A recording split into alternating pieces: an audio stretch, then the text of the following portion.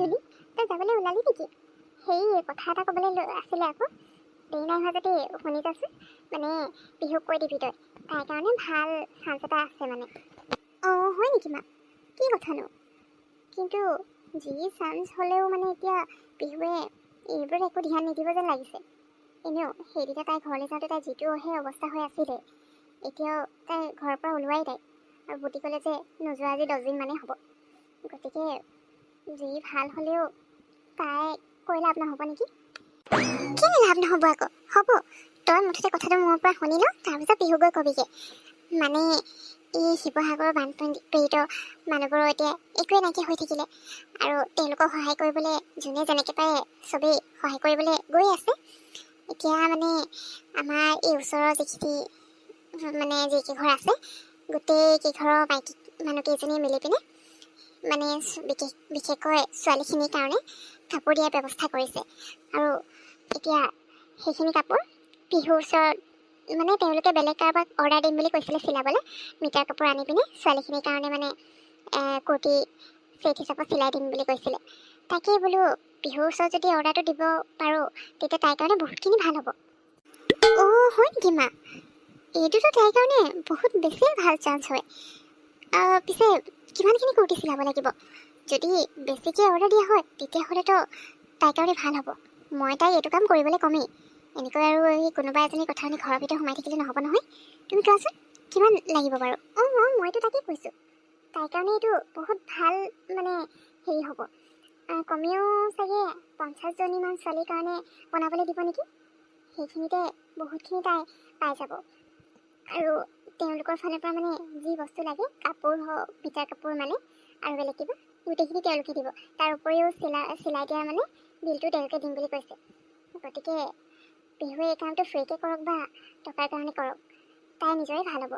তাই কুৰ্তিখিনি অকণমান ধুনীয়া ডিজাইন কৰি যদি চিলাই দিয়ে, সেইবোৰ মানুহে দেখিলে মানে সোধপোষ্ট কৰিবই। তেতিয়া বিহুৰ নামটো ওলালে তাইৰ কাৰণে ভাল হ'ব আৰু। অঁ মা, তুমি ঠিকেই কৈছা। তাই এনেও এইকেইদিন মন চন ভাল নহয়। সেইদিনাখনি কোনোবা এজনীয়ে তাইৰ ড্ৰেছটোৰ কথা বেয়াকৈ কি কৈ দিলে, তাইতো একোৱেই নাজানো নিচিনাকৈ ঘৰৰ ভিতৰত সোমাই আছে। এতিয়া তাইক গৈ ক'মগৈ মই, এই চান্সটো যাবলৈ নিদিয়ে যাতে। সোনকালে নিজৰ কাম আৰম্ভ কৰি দিবলৈ ক'ম। ঠিক আছে হ'ব দিয়া মা, তুমি চবকে কৈ দিবা অৰ্ডাৰটো বিহুৰ ওচৰত দিবলৈ। মই বিহু যেনেকৈ হ'লেও মনাই পিনে বুটিকলৈ লৈ যাম। ঠিক আছে, মইতো তাইৰ ওচৰতে দিবলৈ ক'ম। মই প্ৰথমতে ভাবি ল'লোঁ। গতিকে তই এতিয়া বিহুক কেনেকৈ ঘৰৰ পৰা উলিয়াই বুটিকলৈ লৈ যাওঁ সেইটো তোৰ কাম। হ'ব দে, এতিয়া গৈ থাক তই। বিহু কি হ'ল? তই মানে কি ক'ম আৰু তোক দেখি পেলাই একদম বেমাৰীজনীৰ নিচিনা লাগিছে। নিজকে কি বনাই লৈছে বাৰু তই নিজে কচোন। সাধাৰণ কোনোবা এজনীয়ে তোক কিবা এটা কৈ দিলে বুলি আৰু এনেকৈ অৱস্থা বনাই লৈছে যে। সোনকালে ওলা, তোৰ কাৰণে গুড নিউজ এটা আছে। কি মানে জুলি, ৰাতিপুৱাই তই মূৰটো খাবলৈ নাহিবিচোন।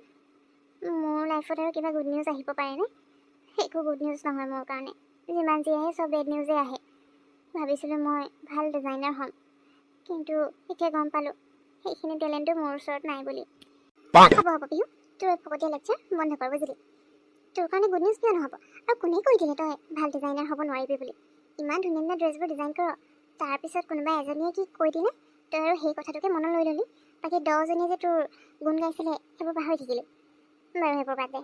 হেৰি, মায়ে মানে আজি কৈছিলে আমাৰ ঘৰৰ ওচৰত যিমানবোৰ মানে মাইকী মানুহখিনি আৰু মিলি পিনে শিৱসাগৰৰ বানপীড়িত যিখিনি ছোৱালী আছে বিশেষকৈ সিহঁতক কাপোৰ দিয়াৰ কথা ভাবিছে, সহায় কৰিব বিচাৰিছে। আৰু তাৰ কাৰণে তেওঁলোকে নিজেই মিটাৰ কাপোৰ কিনি দিব, কাৰোবাৰ যে চিলাব দিব বোলে। মায়ে তোৰ ওচৰত চিলাব দিয়াৰ কথাটোকে ভাবিছে। কাৰণ তই সেইখিনি পইচাৰ কাৰণে বুলি নহয়, এতিয়া 50জনীমানৰ কাৰণে মানে চিলাবলৈ দিব আৰু তাতকৈ বেছি হ'লেও কম নহয়। তে সিমানখিনি যদি কুৰ্তি ছেট হিচাপত তই ধুনীয়া ডিজাইন দি চিলাই দিব পাৰ, আৰু সেইখিনি সিহঁতে পিন্ধিলে মানে বেলেগেতো দেখিব, যেনেকৈ হ'লেও কথাটো ওলাব ন বোলে কোনে বনাই দিছে, তেতিয়া তোৰ নামটো ওলাব। সেইকাৰণে মায়ে তই চিলোৱাটো বিচাৰিছে। গতিকে তই এতিয়া সোনকালে ৰেডি হ আৰু বুটিকলৈ বল। নাই, মই নাযাওঁ জুলি। আৰু মই যদি সেইখিনি চিলাবলৈ হয় সেইবোৰ দেখি মানুহে হাঁহিবহে, আকৌ মোৰ বদনাম হ'ব। তাতকৈ বেলেগৰ ওচৰত চিলাব দিয়াটোৱে ভাল হ'ব।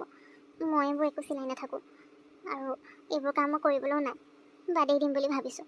গতিকে তই ইয়াত থাকি লাভ নাই, যা বেলেগ কাৰোবাক দিবলৈ কৈ থৈ আহ। সেইবোৰ একো নচলিব দেই বিহু, মই অলৰেডি মাক কৈ দিছোঁ সিহঁতে অৰ্ডাৰটো তোকে দিবলৈ ক'বলৈ বুলি। আৰু মায়ে চাগে অলৰেডি কৰিও দিলে, আৰু বস্তু আহি তোৰ বুটিকত চাগে থৈও গ'লহি। মই টিকুক কৈছিলোঁ কথাটো।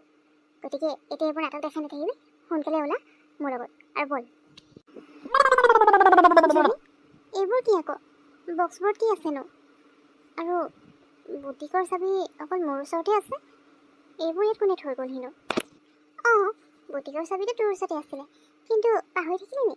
সেইদিনা যে আমি তোৰ ঘৰলৈ গৈছিলোঁ টিকু আৰু মই একেলগে, খঙতে যে চাবিটো পেলাই দিছিলে, সেই তেতিয়াই টিকুৱে চাবিটো উঠাই লৈ নিজৰ ওচৰত থৈ দিছিলে হেৰাই যাব বুলি। আৰু তাক মোক কথাটো কোৱাত সি বস্তুবোৰ ভৰাবলৈ বুলি বুটিকলৈ আহি বুটিখন খুলি দিলে আৰু মানুহখিনি বস্তুখিনি থৈ পিনে গুচি গ'ল। অঁ, টিকুৰ ওচৰত আছিলে নি? এতিয়া তাৰমানে টিকুৰ পৰা চাবিটো তই ল'লি, সেইকাৰণে তই মোক ইয়ালৈ লৈ আহিব পাৰিলি। কিন্তু জুলি, মোৰ সঁচাকৈ এইবোৰ কৰিবলৈ একেবাৰে মন নাই। মোৰ মন ভাগি থাকিলে আৰু সেইদিনা দুইজনীয়ে মোক যেনেকৈ ক'লে, সঁচাকৈ মোৰ বহুত বেছি বেয়া লাগিল। এতিয়া মোৰ সঁচাকৈ নিজকে এনেকুৱা ফিল হৈছে যেন মই একোৱে বনাব নাজানো নেকি, একো ড্ৰেছ ডিজাইন কৰিবই নাজানো। এতিয়া মোৰ ওচৰত যদি চিলাবলৈ দিয়ে, মিছাতে মানে বেয়াহে কৰি দিম মই। তেনেকুৱা একো নহয় পিহু, তই টেনশ্যনে নল'বি। তোক ছাপোৰ্ট কৰিবলৈ মই আছোঁ, টিকু আছে, চবেই আছোঁ আমি। গতিকে এইবোৰ বাদ দে আৰু সেই ফটো দুজনীৰ কথাটো মনৰ পৰা উলিয়াই পিনে নিজৰ কামত লাগ। গোটেই বস্তুবোৰ অলৰেডি অনা হৈ গৈছে। এতিয়া তই কিমান সোনকালে এইখিনি উলিয়াই দিব পাৰ সেইটো তোৰ ওপৰত আছে। 50টা কুৰ্তি ছেট বনাটো কিন্তু ইজি নহয়। গতিকে নিজৰ কামত লাগিছে আৰু যিমান ধুনীয়া ডিজাইন দি বনাব পাৰ ধুনীয়াকৈ বনা, যাতে মানুহে দেখিলেই কয় এই কুৰ্তি ছেটটো ইমান ভাল লাগিছে, কোনে বনাইছে বুলি। বুজিলি নহয়?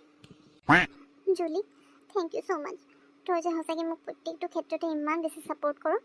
বেলেগে মোৰ ওপৰত বিশ্বাস ৰাখোঁ নাৰাখোঁ, কিন্তু তই কেতিয়াও মোক মানে হাৰি যাবলৈ নিদিয়। ঠিক আছে, তই যদি ইমানকৈ কৈছ আৰু তোৰ যদি মোৰ ওপৰত ইমান বিশ্বাস আছে যে মই পাৰিম, তেতিয়াহ'লে মই নিশ্চয় কৰিম। মই আজিৰ পৰাই কামত লাগি যাব লাগিব। ফাৰ্ষ্টে মই ডিজাইনবোৰ ড্ৰ কৰি ল'ম। বেছি হেভি ডিজাইন নিদিওঁ, যিহেতু এনেই সিহঁতে পিন্ধিব। গতিকে চিম্পলতে থ'ম ডিজাইনটো, চিম্পল আৰু মানে একদম হেভি লুক দিয়া তেনেকুৱা ডিজাইন। আজি ঘৰলৈ গৈ পিনে মই স্কেটছবোৰ ৰেডি কৰি ল'ব লাগিব।